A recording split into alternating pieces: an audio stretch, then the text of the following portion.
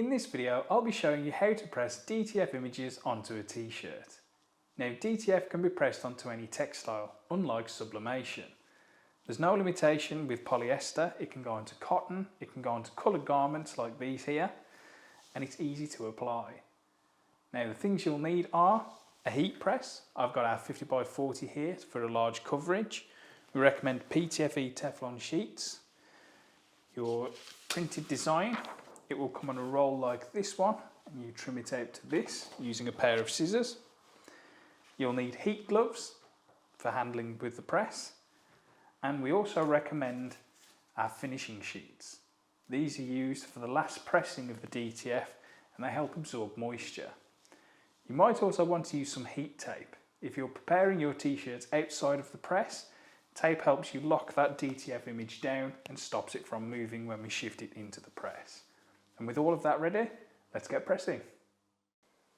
Start by setting your press to 160 degrees for 30 seconds. You can lower this time depending on the material that you're using, and it can be as little as 10 seconds, so do experiment with this.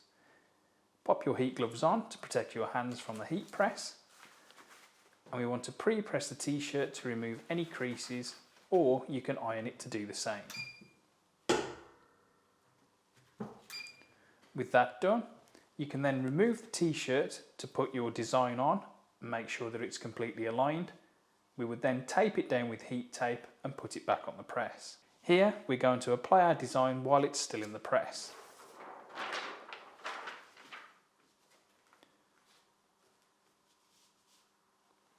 Once the design is in place, we can then close the heat press. Once the timer goes off, we can open our heat press. You can then remove the DTF top sheet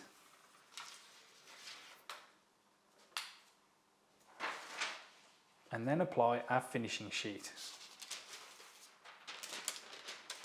Ensure this covers the entire design area, and then we press for a further 10 seconds.